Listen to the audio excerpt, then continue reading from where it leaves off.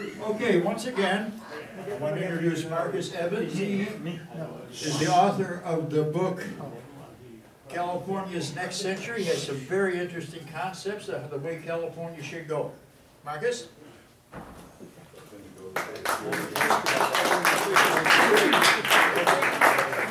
Thank you all. Can you all hear me? Yeah. Can you hear me now? Yeah. I'm just going to put the mic like very close. Thank you all for letting me come out. I really appreciate it. I'm trying to get the word out right now. Right now it's just me, but I'm hoping that the idea spreads.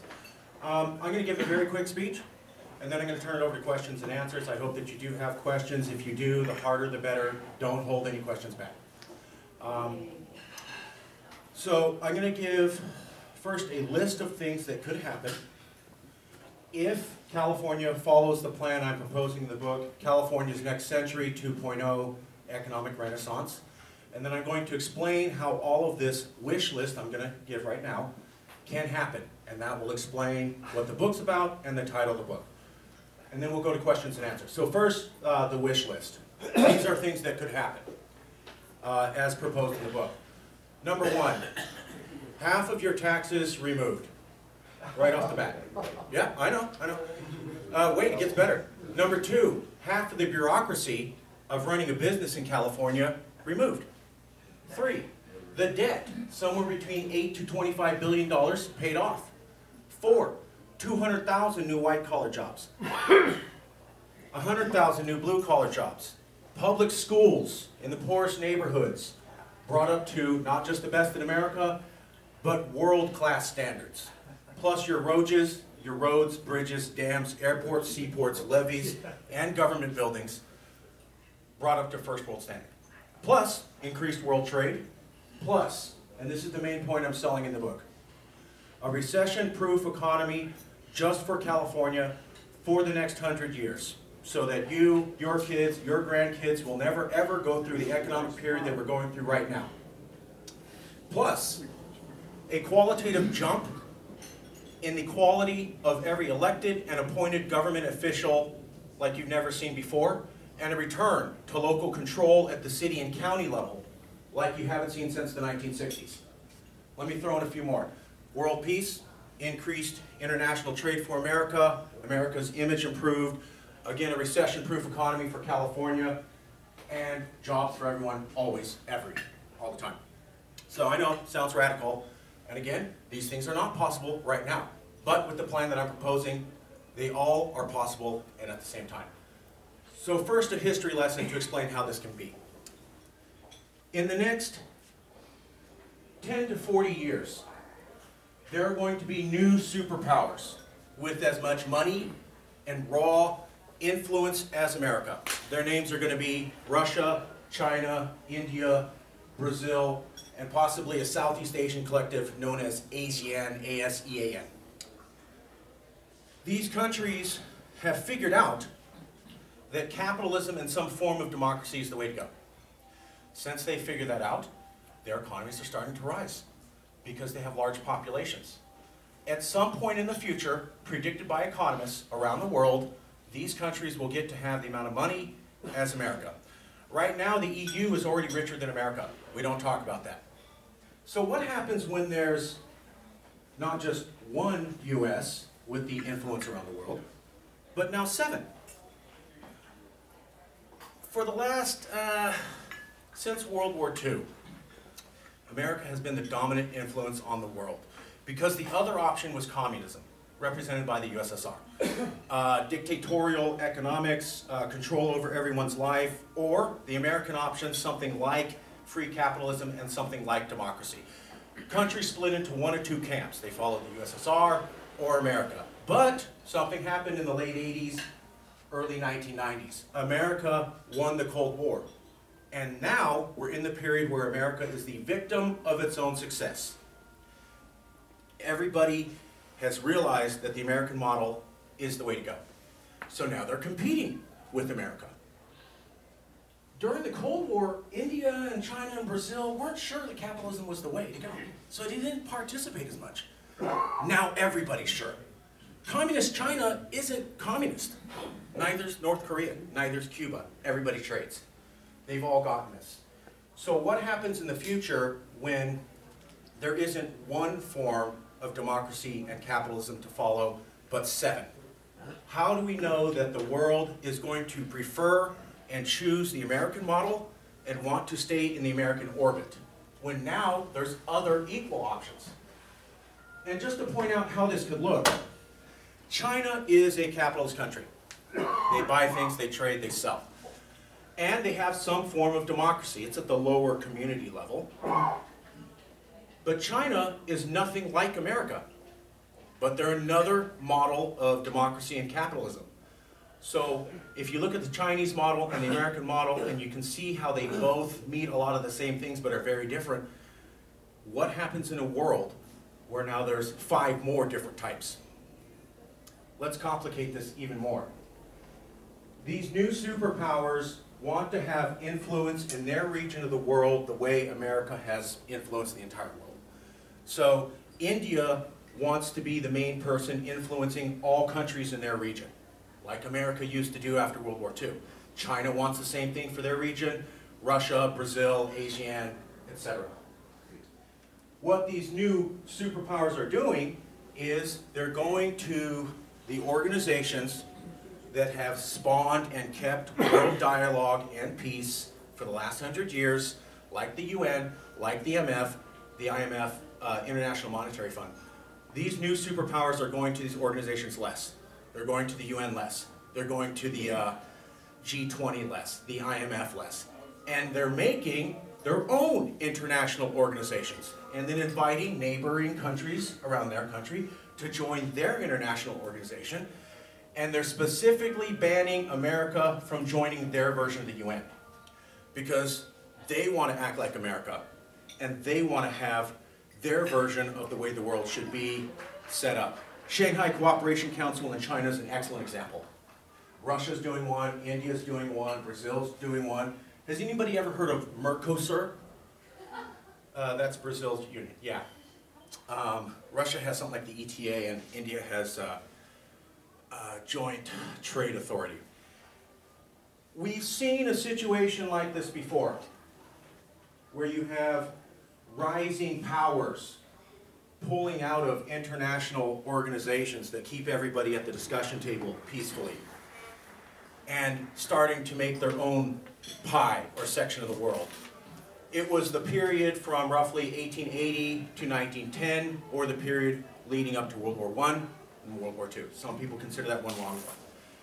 At that period, you had new countries who had not participated in the world economy suddenly rising and wanting a piece of the world pie for themselves. Their names were Germany, Japan, and Italy. For a while, things worked out.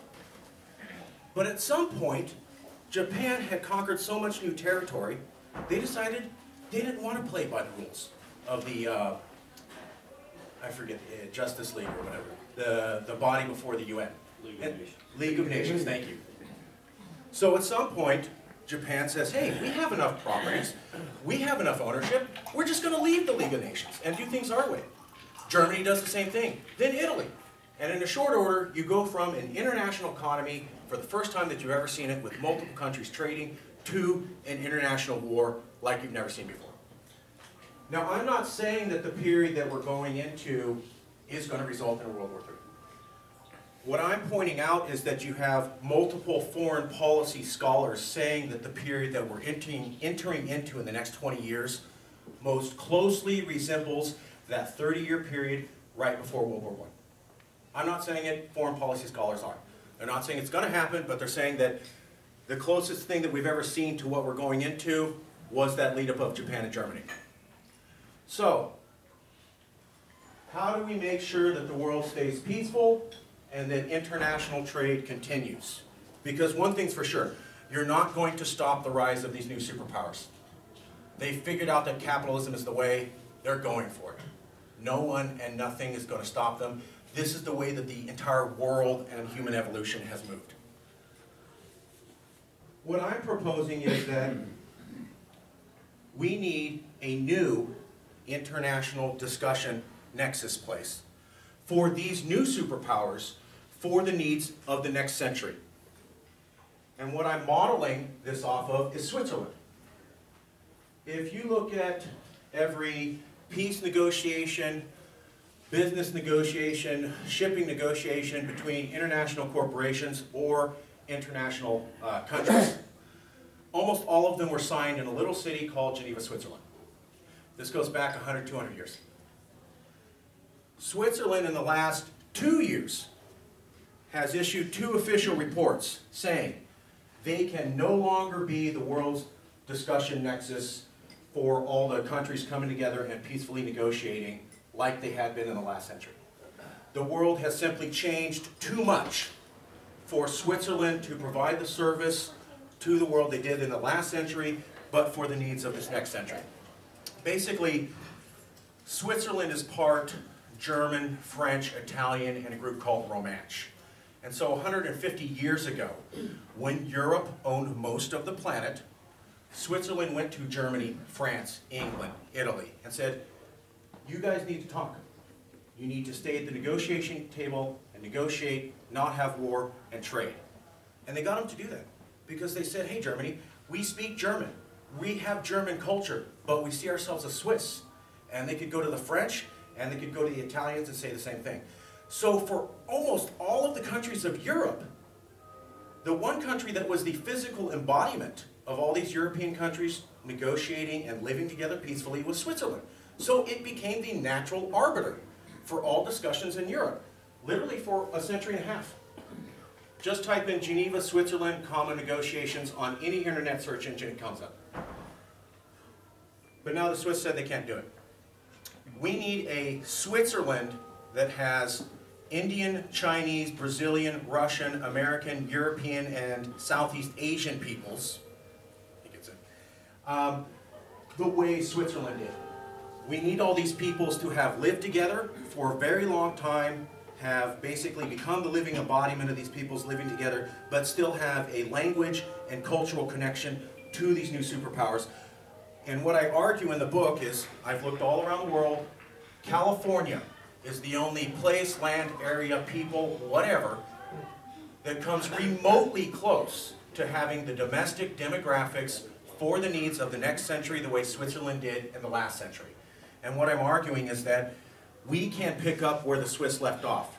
The Swiss have said themselves they can no longer provide this role. The world is already pulling away from the world centers of discussion. So, we provide this role, we make ourselves rich, and we literally keep the world on a peaceful path. Or, we don't pursue this, and we continue to stay in a recession. We've been in a recession 5 years, by the way, documented in the book. Multiple national news commentators saying, if you are Republican, Democrat, liberal, conservative, there are no new ideas. No politician, no party, no one has suggested any new ideas. We're talking about cutting taxes or raising taxes. Those ideas have been out there for 30 years. We're in a recession the likes of which you see once a century, and we have no new ideas on how to deal with this? How does that make any sense? This is a new idea. It would save us. And all of your politicians and all of your parties don't have any new ideas on how to get you out of this situation. This is at least something. And it's based upon a working model from a country that Switzerland has basically never had a recession. Switzerland has the lowest unemployment rate in the world today. Switzerland has been the richest country in the world for 200 years. They've had the highest social living standards for 100 years. That's not an accident. It's because they made their economy to become the negotiation nexus. Even when times are bad, countries and businesses still have to negotiate and still have to invest money. Switzerland has a recession-proof service. But it's over, and they're not going to provide it anymore. We can provide that, and frankly, only we can provide it. If we don't do it, there isn't anyone else that has what it takes. So it literally won't happen. And you will continue to see China and India and Brazil and Russia going to UN meetings less, making more of their own orbit, pulling in other countries, and again, excluding America from all of their new trade organizations. We can make ourselves rich, we can get out of this recession, we can have everything that I promised, and we can do it in a way that helps America and literally saves the planet. I'll turn it over to questions. Thank you.